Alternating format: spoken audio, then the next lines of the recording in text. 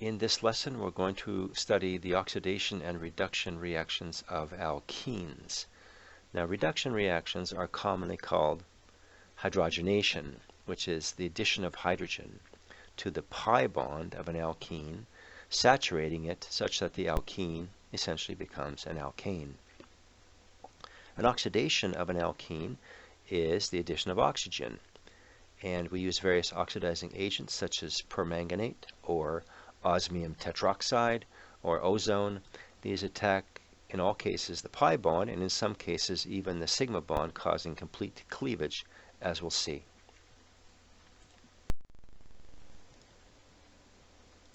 Let's look then at catalytic hydrogenation.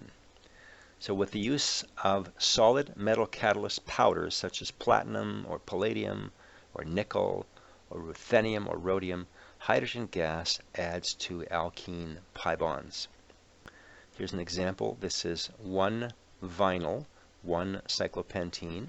It has two alkene pi bonds, and therefore would need two equivalents of hydrogen on some metal catalyst. This reacts at room temperature and 1 atmosphere pressure to saturate the molecule to 1-ethyl cyclopentane.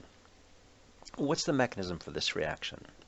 Well, we have what's called heterogeneous catalysis. We have a solid catalyst, one phase, hydrogen gas, there's a second phase, and the alkene could be either a liquid or a gas, so it's two, if not three phases. Now, hydrogen molecules adsorb on the surface of the catalyst and dissociate into hydrogen atoms bonded to the platinum surface. Likewise, the alkene adsorbs on the surface, its pi bond opens up. And finally, hydrogens are transferred from the platinum surface to the alkene carbons in what's called a syn addition. That is, they're added to the same side of the alkene, and the word syn means same side. This becomes important in cyclic alkenes, as for example, 1-ethyl 2-methyl cyclohexene. This has one alkene pi bond, would need one equivalent of hydrogen on one of the metal catalysts. Again, 1 atmosphere pressure, room temperature. What will the product look like? Well, recall it's a syn addition, same side, so we're going to have our hydrogens added to the same side of the molecule. And this then is cis 1-ethyl 2-methyl cyclohexane. It can also be called Z 1-ethyl 2-methyl cyclohexane. So these stereochemical descriptors, either one is acceptable. If you use the terms E and Z, then they're capitalized and put in parentheses. If you use the terms cis and trans, they are lowercase and not in parentheses. A good way to remember cis and Z is that Z reminds me of Z same side. Next, oxidation of alkenes. Now, oxidation reaction mechanisms are complex and or not fully understood, and so predicting the products of various oxidation reactions usually reduces to a memory exercise. Fortunately, oxidation products are often generically similar, and this simplifies the learning process. We will study three methods of alkene oxidation. So we're going to look at three different methods of oxidizing alkenes.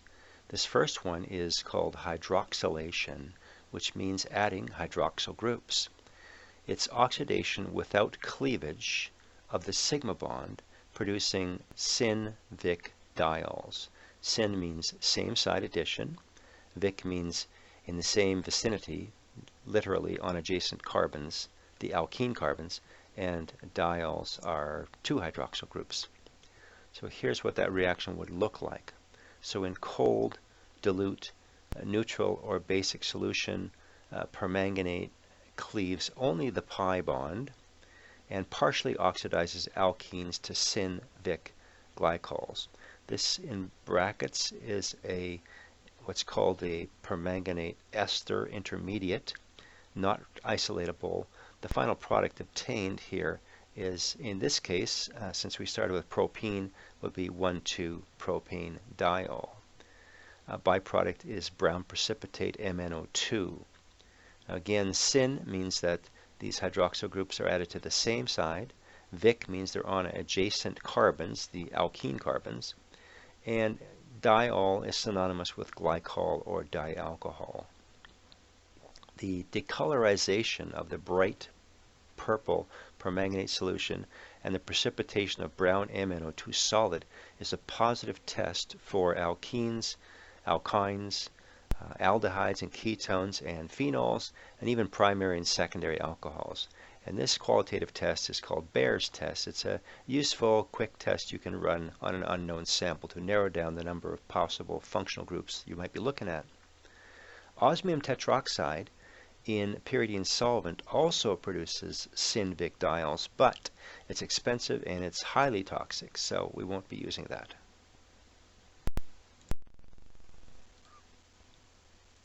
The second type of alkene oxidation is oxidation with cleavage, producing carbonyls. So hot permanganate, either acidic or basic solution, oxidizes alkenes more completely. Depending upon the degree of substitution of the alkene carbons, different products are obtained. If one has an unsubstituted alkene carbon, that is a methylidine group, that will be oxidized to carbon dioxide and water. However, a mono-substituted alkene carbon, as in double bond CHR, is oxidized to a carboxylic acid.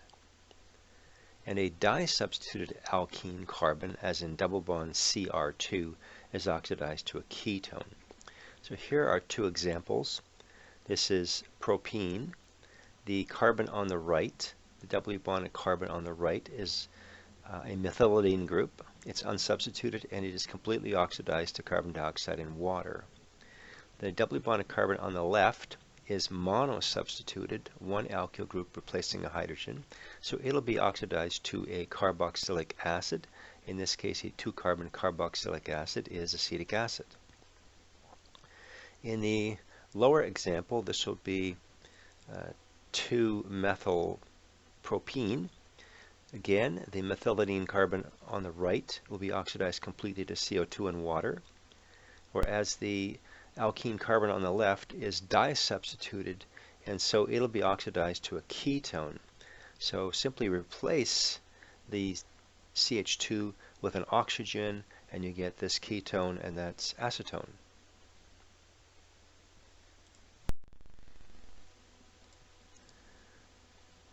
The third method of oxidation of alkenes that we're going to study is oxidation with cleavage using ozone. It's called ozonolysis, and it produces only carbonyls.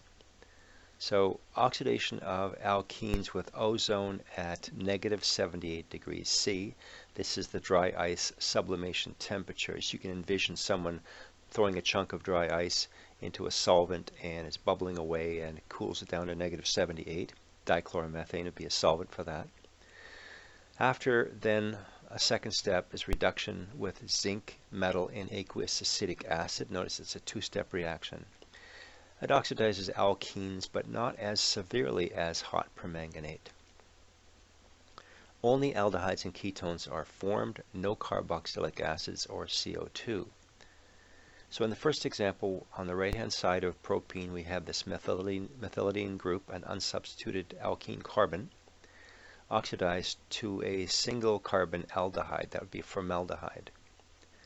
The alkene carbon on the left side is mono-substituted, and it is oxidized also to an aldehyde. This is acetaldehyde. In the lower example, the methylidine carbon on the right is oxidized to an aldehyde, a 1-carbon aldehyde, formaldehyde. The alkene carbon on the left is di-substituted, and that will be oxidized to a ketone, in this case dimethyl ketone or acetone.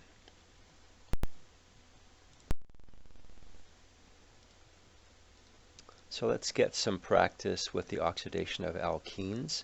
Draw the structures of the products of the following oxidation reactions. So here we have 4-methyl 1,4-hexadiene as carbon 1, 2, 3, 4 methyl, 1, 4, 6 carbons, so it's hexadiene. That could also be named 4-methyl hexa 1,4-diene. Using hot permanganate in basic solution, we will cleave both the sigma and pi bonds on both alkenes. The products of an unsubstituted methylidene carbon are carbon dioxide. On the other side of that double bond, we have a monosubstituted alkene carbon, which will be oxidized to a carboxylic acid, R-carbonyl OH. However, because it's in basic solution, the carboxylic acid will be deprotonated, in other words, neutralized by the base, so you're going to get the carboxylate group, R-carbonyl O-. Now the other alkene carbon on the right side is disubstituted, and that'll be oxidized to a ketone. The carbonyl carbon on the far right is monosubstituted.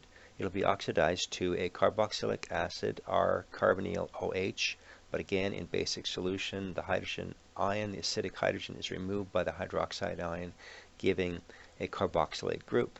In this case, that's the acetate ion, and this would be 3-oxobutanoate. So this is carbon 1, 2, 3, oxo, 4 carbon, carboxylate is butanoate, and of course carbon dioxide. Now, in the example to the right, we're using ozone at minus 78 degrees C with dichloromethane followed by zinc and acetic acid. And I've already revealed the first product. This unsubstituted methylidene carbon is oxidized only to an aldehyde, in this case formaldehyde. The alkene carbon on the right side of that double bond is monosubstituted, and so it'll also form an aldehyde. There it is, R-carbonyl H. The other double bond has a disubstituted carbon on the left side of it, and that will be oxidized to a ketone, so R-carbonyl R. And on the far right, we have the monosubstituted alkene carbon oxidized to a 2-carbon aldehyde. So this would be acetaldehyde. Our product here is 1, 2, 3 oxobutanal, it's an aldehyde, and formaldehyde.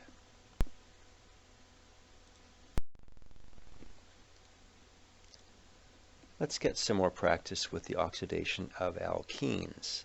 So please draw the structures of the products of the following reactions. In this case, we have an alkene that has 2 double bonds in it. We're going to assume in these questions that there's sufficient reagent in each case to oxidize both double bonds.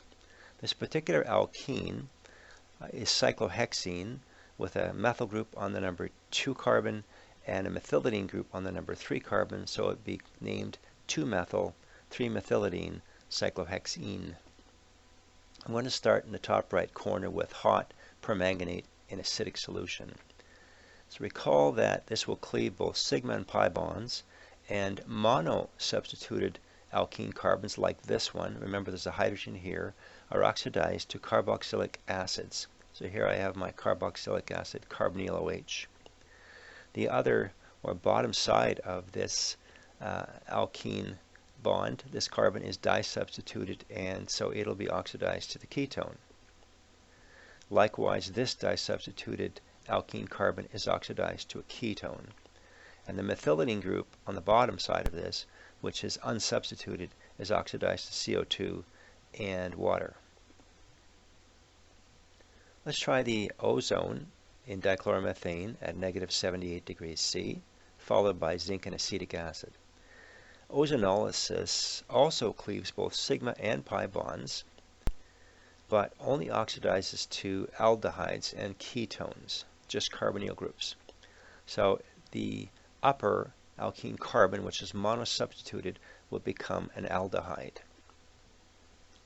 This lower alkene carbon, which is disubstituted, becomes a ketone. Likewise, this disubstituted alkene carbon is also a ketone. And the methylidene CH2 group, unsubstituted alkene carbon on the bottom, is oxidized to formaldehyde. And finally, we're going to look at using cold neutral permanganate or osmium tetroxide, same results, same products. Now these oxidants are only strong enough to open the pi bond and not the sigma bond, so the basic ring structure remains intact. What happens is, as the pi bond opens, we get syn hydroxylations, syn Vic diols, if you recall. So here the pi bond is open and we get diols, and they're same side, and they're of course on adjacent carbons because the alkene carbons are adjacent, so they're syn Vic diols. Likewise, this pi bond opens, giving another syn Vic diol here. Now, since this is an single bond here, it can rotate. The stereochemistry is irrelevant here, but I'm simply showing it for sake of reminder to you.